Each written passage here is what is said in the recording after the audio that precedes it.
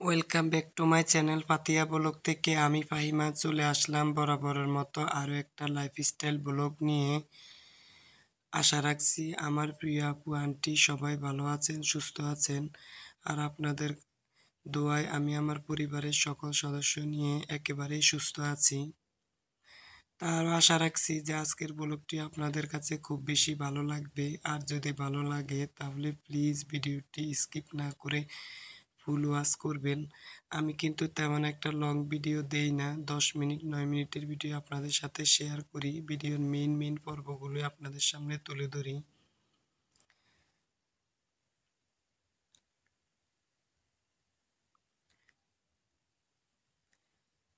আজকের ভিডিওটি আমি সকালে খাবারের পরে শুরু করেছি। তো সকালে আমি ভাত খেয়েছি। সকালে অফ ক্যামেরায় ভাতটা রান্না করেছি, সেটা আর ক্যামেরায় ক্যাপচার করি নাই।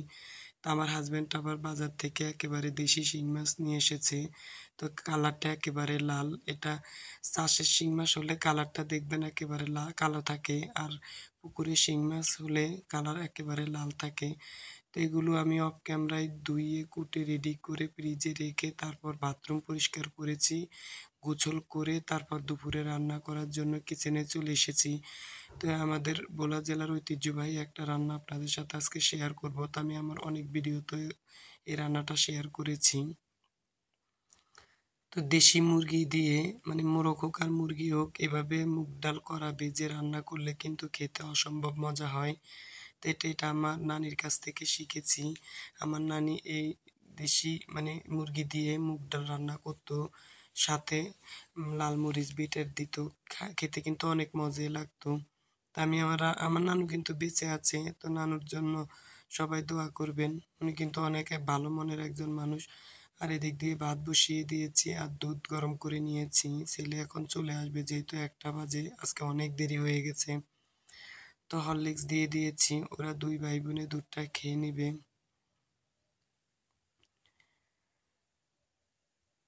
তো এক এক অঞ্চলের রান্না কিন্তু একরকম। তা আমি অনেকটাই রান্না আপনাদের সামনে ডিটেলসে বলার চেষ্টা করি, যেহেতু অনেক নতুন আপুরা আছে, আমার রান্না থেকে কিছুটা হলেও উপকৃত হতে পারবেন। তো আমি সরিষার তেল দিয়ে চিকেনটা রান্না করব, সেজন্য এখানে আমি পেঁয়াজ, রসুন আর গরম মশলা দিয়ে দিয়েছি।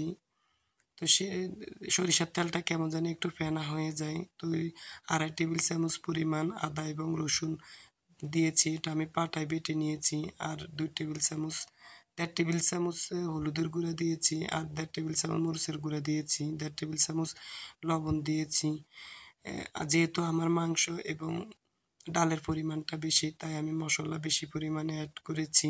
তো এখন এখানে গরম মশলা, জিরার গুঁড়া দিয়েছি 1.5 টেবিল চামচ, দিয়ে একটুখানি কষিয়ে মাংসটা, মানে মশলাটা ভালোভাবে কষিয়ে নেব। তারপর এর ভিতরে আমি মাংসটা দিয়ে দেব। তো এখন মশলার ভিতরে মাংসটা একেবারে কষিয়ে নিতে হবে।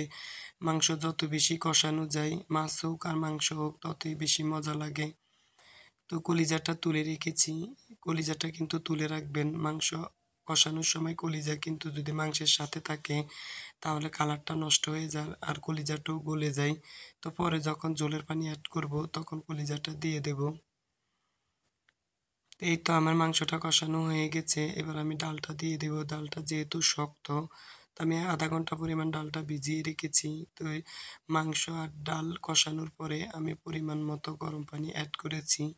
চিকেন রান্না করার সময় আর মাছ রান্না করার সময় আমি সবসময় গরম পানিটাই ব্যবহার করি, এতে খাবারের টেস্ট বেড়ে যায় আর তাড়াতাড়ি তরকারি এবং মাংস সিদ্ধ হয়ে যায়। তো এখন ঢাকনা দিয়ে ডেকে আমি ওই চুলায় বসিয়ে এখানে আমি মাছটা রান্না করব। তো যারা আমার ভিডিওটির সাথে পর্যন্ত আছেন কিন্তু এখনো একটা লাইক দেন নাই, প্লিজ আপুরা ভিডিওটিতে একটা লাইক দিয়ে ভিডিওটি কন্টিনিউ করবেন। আপনাদের কাছে তো আর বেশি কিছু চাই না, একটা লাইকে তো চেয়ে নিচ্ছি। আমি কিন্তু সবার ভিডিওতে লাইক দিয়ে প্রথমে তারপর ভিডিওটা দেখা শুরু করি। তো এখন এখানে পেঁয়াজ রসুন বেশি পরিমাণে দিয়ে দিলাম। তারপর এদিক দিয়ে আমি মাংসটা একটু নেড়ে চেড়ে দিতে হবে, তা না হলে যেহেতু ডাল নিচে লেগে যাবে, আর লেগে গেলে কিন্তু খেতে তেমন একটা মজা হবে না। তো ঢাকনা দিয়ে ডেকে দেব সিদ্ধ হওয়ার জন্য। তো আমি পেঁয়াজ রসুনের ভিতরে কিন্তু লবণ দিয়েছি। পেঁয়াজ আর রসুন কিন্তু সিদ্ধ হয়ে যায় তাড়াতাড়ি লবণ দিলে। তো এখন এখানে 1 টেবিল চামচ আদা এবং রসুনের পেস্ট দিয়েছি। ১ টেবিল চামচ হলুদের গুঁড়া দিয়েছি, ১ টেবিল চামচ মরিচের গুঁড়া দিয়েছি। তো এখন এই সবগুলো মসলা পেঁয়াজ রসুনের সাথে কষিয়ে নেব। তো কষিয়ে নেওয়ার পরে এর ভিতরে আমি একটুখানি পানি দিয়ে দেব। তা না হলে কিন্তু দেখা গেছে মসলাটা পুড়ে যাবে, ভালো লাগবে না। তো এখন মাছগুলো দিয়ে দিয়েছি। মাছগুলো এখন আমি মসলার সাথে কষিয়ে নেব। সরি, আমি পানিটা কিন্তু আগে দেই নাই, পরে দিয়েছি। তা এখন মাছগুলো কষিয়ে নেওয়া হয়ে গেছে।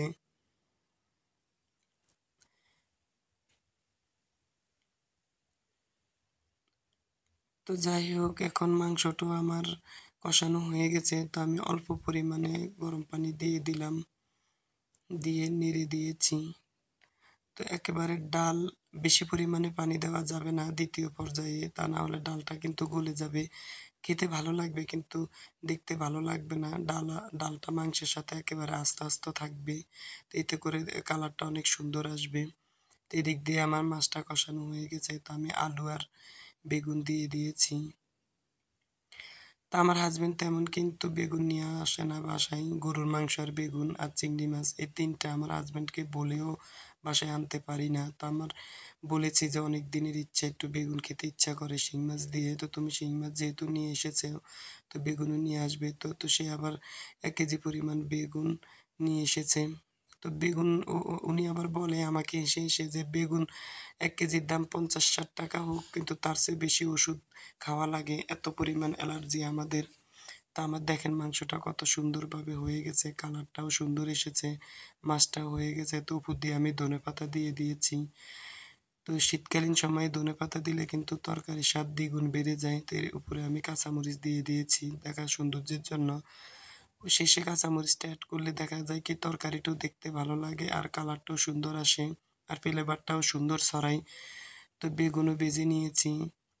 যেহেতু আজকে অনেক রিকোয়েস্ট করে বেগুন আনা হয়েছে, তাই বেশি পরিমাণে বেগুনও ভাজতে দিয়ে দিলাম। তো বেগুন ভাজাও কিন্তু আমার অনেক ভালো লাগে। তো যারা আমার চ্যানেলটি আজকে নতুন ভিজিট করছেন, চ্যানেলটা সাবস্ক্রাইব করে পাশে থাকবেন। আর পাশে থাকা বেল বাটনের অল অপশনটা অন করে রাখবেন। যখন আমি কোনো ভিডিও আপলোড করব তখন আপনার ফোনে নোটিফিকেশন চলে যাবে আর আপনি দেখে নিতে পারবেন। তো বাটিতে খাবারগুলো সার্ভ করে দিয়েছি। তো দেখেন খাবারগুলো মাশাআল্লাহ অনেক লোভনীয় হয়েছে। যেহেতু আমরা খাওয়ার পরে ভয়েসটা দিই। তো এই তো আমার ছেলেকে এখন খাবারটা দিয়ে দেব। তা আমি আর আমার মেয়ে একটু পরে খাবো। আর হাসব্যান্ড আজকে দুপুরে খাবে না। ওর গ্রামের বাড়িতে চলে গেছে। তো দুপুরবেলা বেশিরভাগ সময়ই গ্রামের বাড়িতে খাবারটা খাই। আর এই যে ভাত দেখছেন, এটা আমার শাশুড়ি আমার জন্য এই চাল পাঠিয়েছে। আমার কিন্তু বেশিরভাগ ভিডিওতে দেখবেন যে আমরা দেশি নিজেদের চাষের জমিনের জিনিসটাই ব্যবহার করি। তারপর অফ ক্যামেরায় খাবারটা খেয়ে ২ মাইজি তারপর ছেলে কোচিংয়ে চলে গেছে। আর এখন আমার আর মেয়ের জন্য নাস্তা তৈরি করব। তো ভিডিও কিন্তু স্কিপ হয়ে গিয়েছে। আমি কিভাবে আজকে আলুর পাকোড়া তৈরি করব সেটা কিন্তু ভিডিওতে মানে ক্যামেরায় ক্যাপচার করা হয় নাই। ভিডিওটা কিভাবে জানি স্কিপ হয়ে গেছে। তো যাই হোক, এখানে আমি ২ টা আলু মিডিয়াম সাইজের মানে কুচিয়ে নিয়েছি। কুচানি দিয়ে একেবারে সেমাইয়ের মতো চিকন, চিকন করে তারপর মশারি ডাল অল্প একটু বেটে দিয়েছি যাতে পাকোড়াটা ভেঙে না যায়। আর একটু চালের গুঁড়া দিয়েছি, আদা দিয়েছি, পেঁয়াজ দিয়েছি, কাঁচামরিচ কুচি করে দিয়েছি। ধনেপাতাটা দিতে কিন্তু মনে ছিল না। ধনেপাতা দিলে কিন্তু আরো বেশি মানে মজা হয়, কালারটাও সুন্দর আসে। তো এখানে ৮ পিস পাকোড়া হয়েছে। তো আমি একসাথেই দিয়ে দিয়েছি। এখন তবে জিরাও দিয়েছি। রসুন ছাড়া এই ধরনের ভাজা পোড়াতে সবকিছুই ব্যবহার করা যায়। বেগুনি বলেন আর পেঁয়াজি বলেন আর পাকোড়া বলেন, আমি কিন্তু রসুনটা তেমন একটা এড করি না। চিকেন তৈরি করতে গেলে মানে চিকেন পাকোড়া তখন রসুনটা এড করি। তো যাই হোক, আলুর এই পাকোড়াটা কিন্তু খেতে অসম্ভব মজা। এটা কিন্তু আমি ব্লগার মম-মিম, বাংলাদেশি ব্লগার মম-মিম আপুর ভিডিও থেকে শিখেছি। তো একটা কথা আজ আপনাদের সাথে শেয়ার করি, আমি কিন্তু ওই আপুকে অনেক সাপোর্ট করেছি। প্রতিদিন ওই আপুর ভিডিও দেখতাম।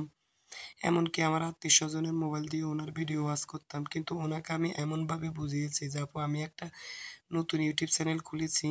মানে আমাকে সাপোর্ট করেন।" কিন্তু উনি আমার ভিডিওতে কখনোই আসে নাই। কিন্তু তারপর আমি এখনো উনার ভিডিও দেখি। আমার কাছে অনেক ভালো লাগে। উনার মিষ্টি ঠান্ডা কথাগুলো। তো এখন একটু সস ঢেলে নিয়েছি। তো আমার মেয়ে আর আমার জন্য আর বেশি কিছু নাস্তার আয়োজন করলাম না। যে